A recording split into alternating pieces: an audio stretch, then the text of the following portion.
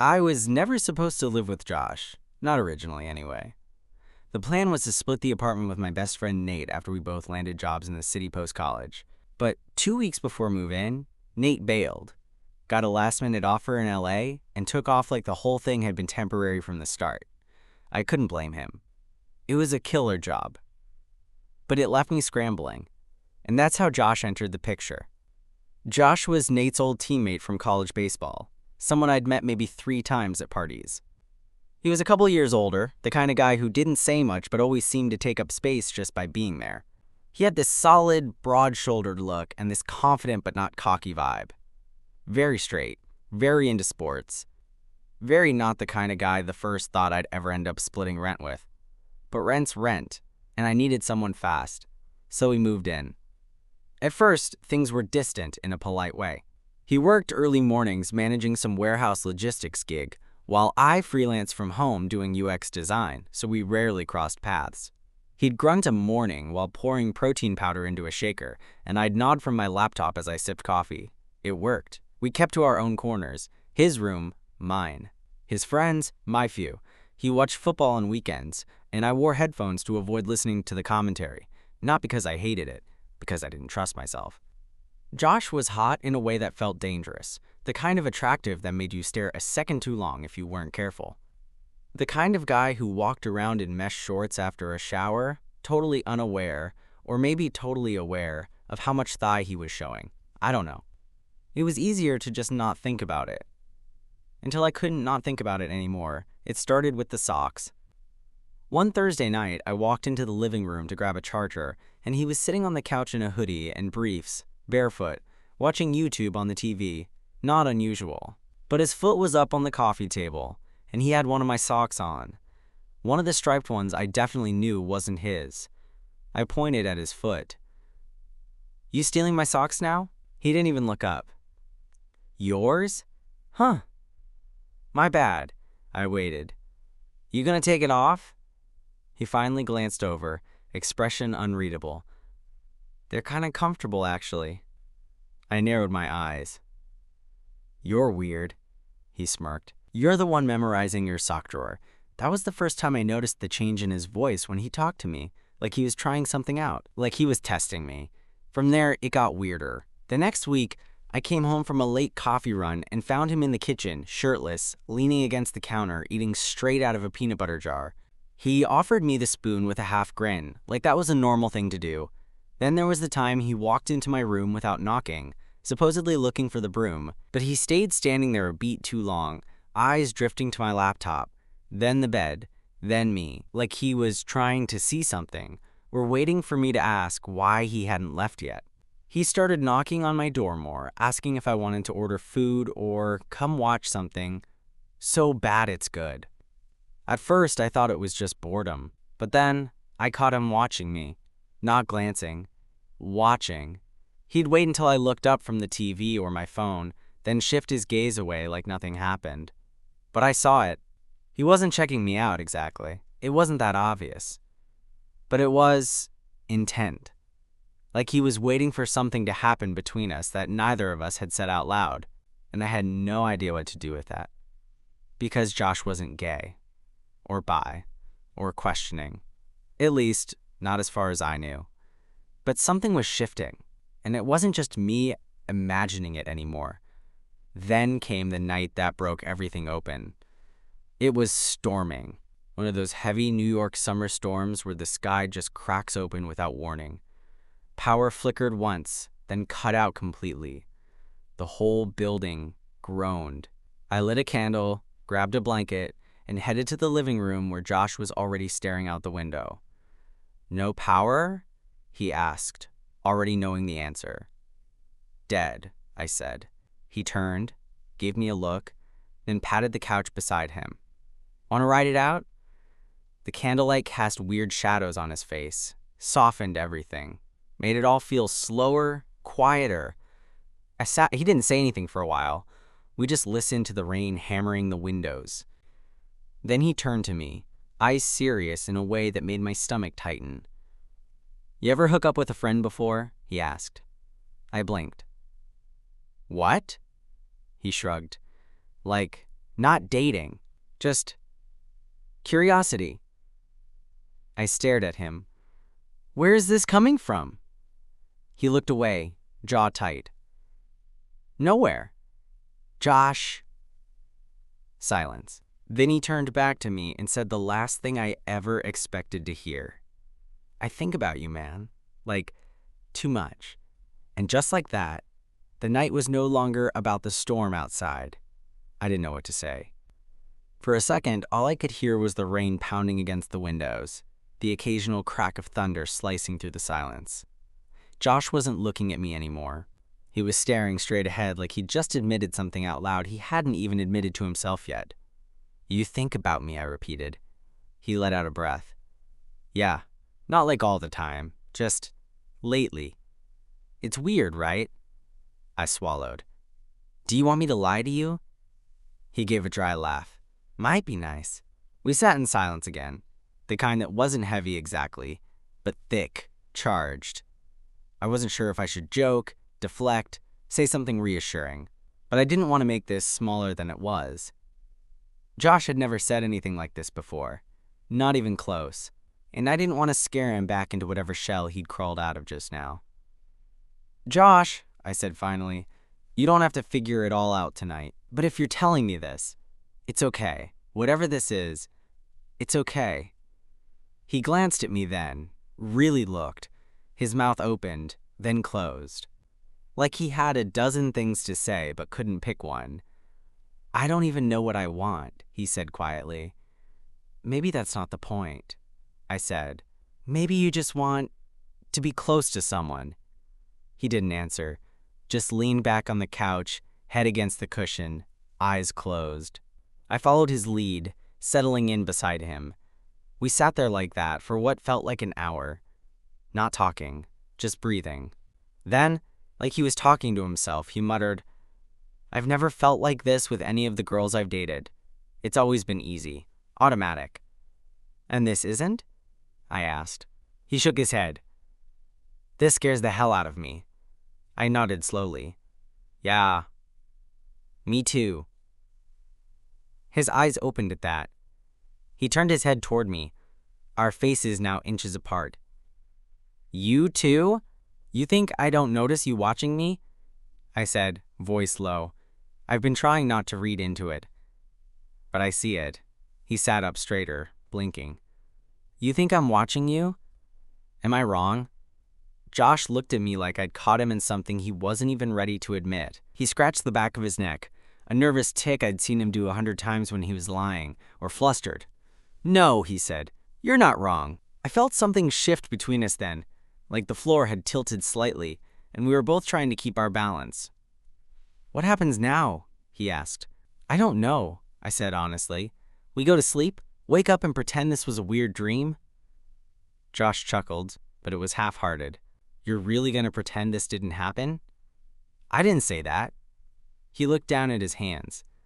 What if I wanted to try something? Just once. Not like a whole thing, but just to see. My pulse kicked into overdrive. Try what? He hesitated, then looked up. Kiss me. It wasn't a question, and I don't know if it was the thunder, or the warmth of the candlelight, or the way he looked at me with this raw, searching gaze, but I leaned in. The kiss wasn't dramatic. It wasn't fireworks or slow-mo movie magic. It was soft, hesitant, his lips barely pressed against mine, almost like he was waiting for a sign that it was okay. So I gave him one. I kissed him back, firmer this time, and when I did, I felt something in him relax, like a breath he'd been holding for months had finally escaped. His hand moved to my leg, unsure, fingers curling gently into the fabric of my sweatpants. I didn't stop him. We pulled back slowly, both of us breathing harder than before. Josh stared at me for a long second, like he couldn't believe it had happened. Then he said the last thing I expected. Can I sleep in your bed tonight? I should have said no. That's the thought that hit me first. Not because I didn't want him there. I did, more than I cared to admit. But I wasn't sure if he meant it, or if it was the storm, the kiss, the emotions crackling like static in the dark.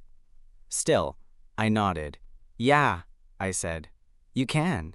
He didn't say anything else, just stood, offered me his hand like we were in some indie movie, and helped me off the couch.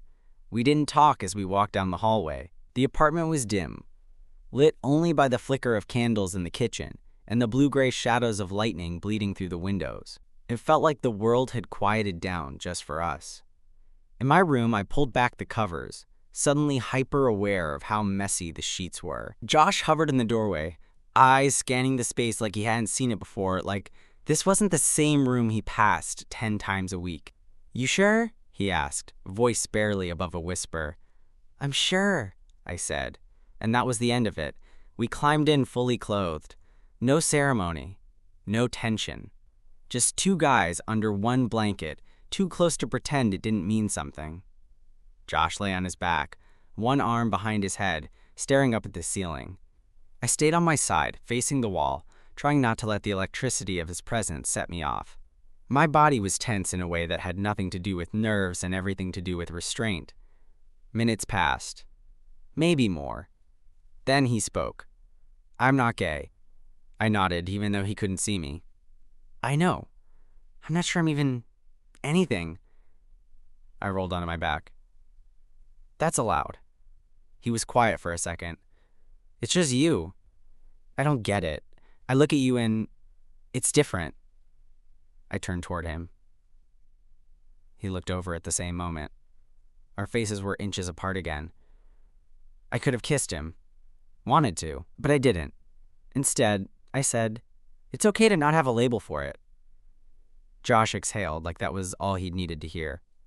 "You make it feel less confusing," he said softly. "I'm just as confused as you are," I replied. We both laughed under our breath, and something shifted. Something delicate and intimate and quietly terrifying. Then he said, "Come here." I hesitated, just for a second. Then I did. I slid closer until our arms touched. Then his hand found mine under the blanket, his fingers wrapping around mine like it was the most natural thing in the world. And we stayed like that, in the dark, holding hands, not kissing, not touching, not moving, just being. I felt his thumb brush lightly over the back of my hand, a slow, almost unconscious gesture, like he didn't even realize he was doing it. "Good night," he murmured. "Night." I didn't sleep much, not because I was restless, because I didn't want to miss the feeling of him beside me, the quiet weight of his body, the steady rise and fall of his chest, the way his fingers never let go of mine, not once. And when I woke up to find him still holding on in the pale morning light, I knew something had shifted. Not just for him, for me too. I woke up before Josh did. His hand was still wrapped around mine, and the way the light streamed in from the gap in my curtains made it all feel surreal, like I'd slipped into some alternate reality where my straight roommate kissed me, crawled into my bed, and fell asleep holding my hand. I didn't move. I didn't want to break the spell. But eventually, he stirred. Not dramatically, just a slow shift, his thumb grazing my knuckles like he was remembering where he was, who he was with. Then his eyes opened. We stared at each other for a second. "Morning," I said, quiet. He blinked. "Shit." That wasn't what I was expecting. Josh sat up fast, pulling his hand away like I'd burned him. He rubbed his face with both hands, groaning. "What did we do?" "Nothing," I said quickly, sitting up too. "We just slept." He glanced over at me, his expression unreadable. "We kissed," I nodded. "Yeah." His eyes dropped to the bed, the sheets now tangled between us. "I didn't mean to freak you out," I added. "You didn't," he said. I freaked myself out. Silence. I felt the tightness creep into my chest. I didn't know what I expected. Maybe a continuation of that softness from the night before, maybe some clarity. But whatever this was, it wasn't that. He stood up, started pacing, running a hand through his hair. "I don't know what the hell I'm doing," he muttered. "This isn't me." "Maybe it is," I said gently. "Maybe you just never let it be before." He stopped pacing, looked at me like I'd said something dangerous. "I'm not like you," he said, and it stung more than I thought it would. I opened my mouth to say something, then shut it again. He sat down on the edge of the bed, his back to me. "I'm sorry," he said finally. "I didn't mean that how it sounded." "It's okay," I said, even though it wasn't. He rubbed his hands together. "Last night, I wanted it. I'm not going to pretend I didn't. I just don't know what to do with that." "You don't have to do anything," I said. "Not for me, not for anyone." He was quiet for a long moment. Then, "I don't want to pretend it didn't happen, but I also don't know how to be whatever this is." I reached for my hoodie at the end of the bed, pulling it over my head. "Then maybe we stop trying to label it. Stop trying to figure it out in one day." He turned around to face me. "You'd be okay with that?" "I'd be okay with figuring it out slowly," I said, "if that's what you want." He looked at me, his expression softer now, vulnerable. "I don't want to mess this up," he said. "Then don't." He gave a small, almost sad smile. "It's not that simple." "It could be." A pause. Then he said, "Can we just hang out today? Like normal?" "Yeah," I said, "like normal." So we did. We ordered takeout, watched TV, laughed about stupid videos. He leaned against the arm of the couch, and I sat on the floor. There was a careful space between us, but not cold, not distant, just cautious. And then, later, when he thought I wasn't looking, he reached over and let his fingers brush against my shoulder. Barely there. I didn't move, and neither did he. For the next week, nothing happened. Not nothing like nothing, as in distance or avoidance, but nothing like what I thought might happen after you kiss your roommate and sleep in the same bed holding hands. Josh didn't bring it up again, and I didn't push. We slipped into this weird version of our old routine, watching TV together, passing each other in the kitchen. Occasional jokes, casual conversation. But there was an undercurrent now, a humming silence underneath it all. Like we were both walking through a room filled with invisible glass we didn't want to break. Then one night, a Friday, he came home later than usual. I was on the couch with a blanket and half a beer left, scrolling through Instagram, trying not to check the time. I wasn't waiting for him, not exactly, but I noticed when midnight rolled past and the door hadn't opened yet. When it finally did, he stepped in, hoodie half zipped, eyes a little glazed. "You good?" I asked. He looked at me like he'd forgotten I lived there. "Yeah, just had a drink with Cam and those guys." He dropped his keys into the bowl by the door, then stood there for a second, like he wasn't sure whether to come in or keep moving. "Want a beer?" I offered.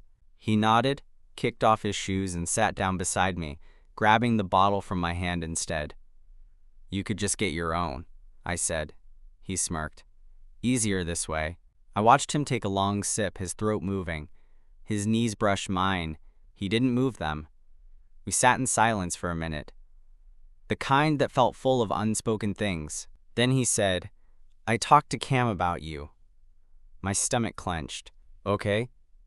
"Not like that," he said quickly. "Just general stuff. About roommates. About how you're always chill, easy to talk to." I turned toward him. "You told him I was easy?" He grinned. "Don't twist my words."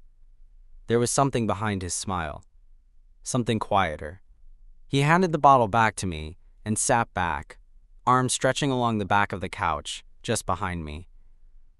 "You ever think about what this is?" he asked suddenly. I blinked. What is?" "This," he said. "Us. Whatever's happening between us."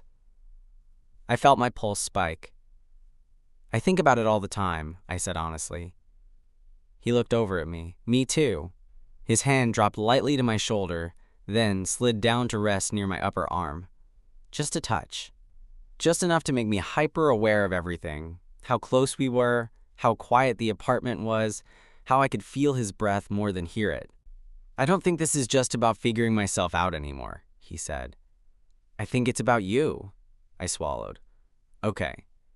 I'm not saying I'm ready to date a guy, or even call this anything." "Okay," I said again. "But when I'm around you, things feel easier. Like maybe I could stop pretending I know who I'm supposed to be." I didn't respond. I just looked at him. His eyes dropped to my mouth for a second too long, then he leaned in. This kiss was different. Not hesitant. Not exploratory. It was confident. Familiar. Like he'd been thinking about it for days and just couldn't hold it back anymore. He pulled back slowly, searching my face for a reaction. "I don't want to mess this up," he said again. "You're not," I whispered, "unless you stop now." That was all it took.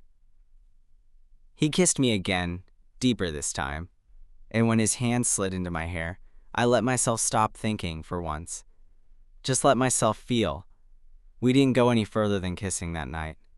But the way his hands moved, his fingers pressing into my side, the way he pulled me closer like he'd forgotten we were still on the couch, that said more than words ever could.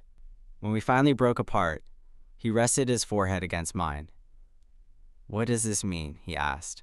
I smiled, breath still shaky. "It means we've got a hell of a story if this works out."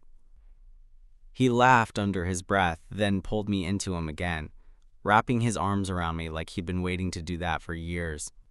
And just like that, something changed again.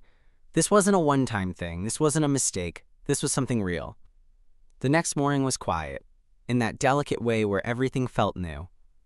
I woke up to sunlight cutting through the blinds, and Josh's arms still draped across my waist. He was breathing evenly, eyes closed, like nothing in the world could touch him. I didn't want to move, but I knew eventually one of us would have to. He stirred a few minutes later, hand flexing against my side.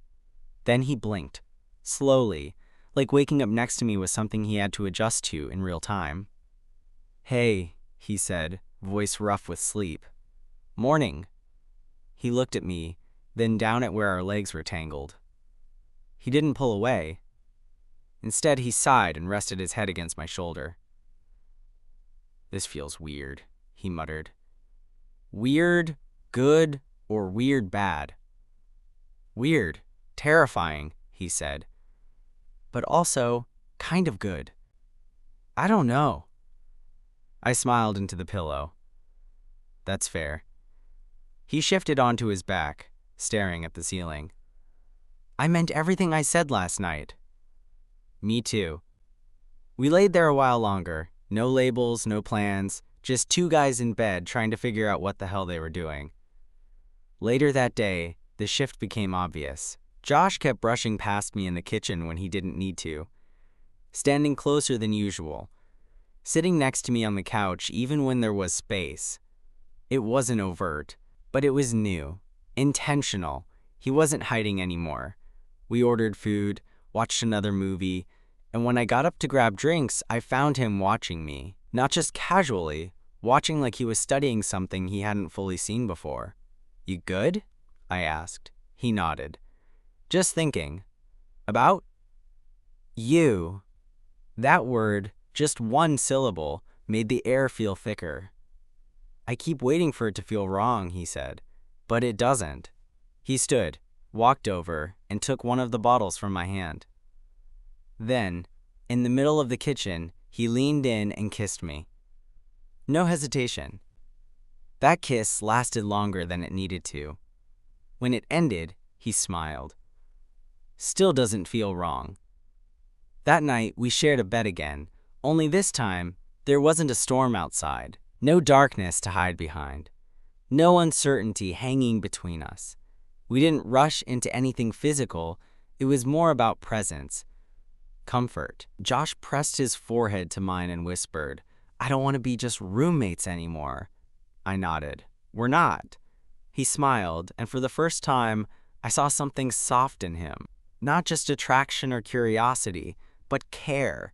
Real, vulnerable care. He pulled me closer, our legs entwined under the sheets, and whispered, "I don't know where this goes, but I don't want it to stop." And neither did I. Josh didn't wake up in a panic this time. When I opened my eyes, he was already awake, propped up on one elbow, just watching me. The soft light made his features gentler, like the parts of him he didn't usually show were still lingering after sleep. "Creep," I mumbled, grinning. He smiled. "Takes one to know one."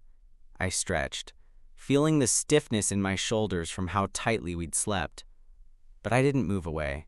Neither did he. "So," I said after a pause, "still terrifying?" "Absolutely," he said. "But I'm not running." I sat up slowly. "What does that mean?" "It means I want to keep waking up like this," he said, simply. "I don't want this to be something I pretend didn't happen." I studied his face. "Even if it's complicated?" He nodded. "Especially if it's complicated." Later that morning, we ended up at the small cafe down the block, the one we used to walk past but never went into. It had a tiny outdoor patio and bad espresso but decent bagels. We sat across from each other, pretending not to notice how often our legs brushed under the table. A couple walked past holding hands. Josh watched them for a second, then glanced at me. His foot tapped mine under the table, subtle. He was still figuring it out. I could see it in the way he hesitated before speaking, the way he looked at me when he thought I wasn't paying attention. But he was trying, and for someone who'd lived his whole life one way, that meant everything. We didn't label anything that week. We didn't tell our friends, didn't post a thing online, but our world changed anyway. He started falling asleep in my bed more nights than not. He kissed me in the kitchen once, when we thought the rice was burning. I caught him doing my laundry without asking, though he tried to play it off like he accidentally grabbed my stuff. He even asked me one night, quietly, if it was okay to call it ours, the apartment, our place. I didn't say yes, I just took his hand. The biggest shift, though, came about a month later. We were out getting groceries, and we ran into a girl Josh used to hook up with. She smiled when she saw him, real flirty, and asked what he was up to lately. He glanced at me, then back at her. "I'm seeing someone," he said. That was it. No fanfare, no panic. Just a simple truth, spoken without apology. And that night, when we got home and unloaded the bags, he kissed me the second the door closed behind us. "You were really cool today," I said. He shrugged, trying to look casual. I meant it. I looked at him for a moment. "You're different now." He raised an eyebrow. "Is that a good thing?" I stepped closer. "It's a better thing." He kissed me again, slow and soft and steady, like he was finally, fully sure. And I kissed him back, thinking about everything that had changed since that first confusing night, about how one unexpected moment had unraveled years of assumption, rewired the way I thought love could look, feel, begin. I never saw it coming, but I've never wanted anything more.